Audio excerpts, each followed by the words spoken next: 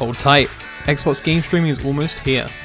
Raiding its cloud empire as new rivals look to hit the scene, Microsoft's technology has a ton to prove to secure its success. And although a work in progress, stay tuned for our full review, Microsoft delivers a glimpse of magic via this early foundation.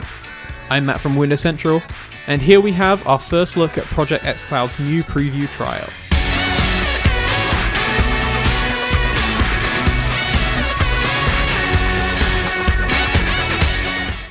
Xbox game streaming has been a long time coming for Microsoft, with reports referencing internal tests around 2013 using Halo 4 and a Windows Phone. That concept has since clearly evolved, and with recent advancements in streaming, cloud, and general infrastructure, it's allowed Microsoft to propel its move into game streaming. The result is a wave of new servers being deployed globally based on Xbox One architecture, and in theory, it allows any title to easily translate to a service, processed on the cloud, and then streamed to your mobile. And the use cases are endless, whether taking your Xbox on the go, or just welcoming newcomers who have never really touched traditional console hardware. Microsoft has kicked off Project xCloud with 4 accompanying titles. You have Gears 5, Halo 5 Guardians, Sea of Thieves, and Killer Instinct. Each of these are Microsoft-owned, first-party titles, but they all have their own separate genres and bring various challenges for the service. Killer Instinct has its reactive fighting combos, Halo has its Twitch FPS combat, and Gears 5 even has stuff like active reloads, which really ride on precision and getting back timing. And Xbox game streaming surprisingly tames most of these titles with ease.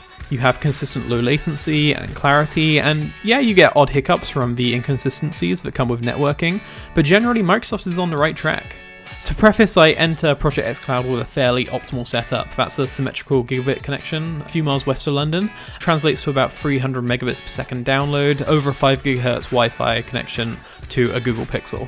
But that still provides a pretty sturdy backbone for cloud streaming, dwarfing Microsoft's 10 megabits per second requirement. But colleagues both in the US and the UK report similar results on setups maybe a fifth of our current speed, and it'll be interesting to see how Project xCloud is able to translate between various network environments with the rise of 5G and differences in home networks. Microsoft hosts its services via dedicated, although currently limited, Xbox game streaming app, acting as a portal for Android access.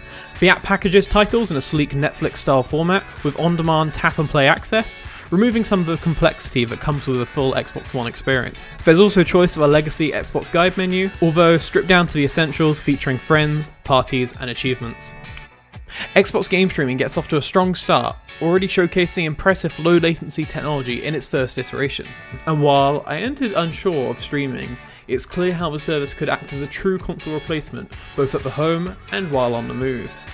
I'm not free of doubts though, most notably that shift from TV to mobile. Playing games designed for a 50-inch display at 6 inches isn't exactly seamless. Microsoft plans to address this via cloud-aware tools, but allow developers to adapt games using APIs for smaller screens, although this is yet to be seen in late 2019. But game streaming has finally become a viable reality, and Project xCloud is only the beginning. For budding players in the US, UK, and South Korea, Microsoft is currently accepting registrations for a chance to be picked for upcoming tests. However, as supporting technology is rolled out across the globe, expect new regions with time. What are your thoughts on Xbox Project xCloud? Could you see yourself using the service? Let us know in the comment section down below.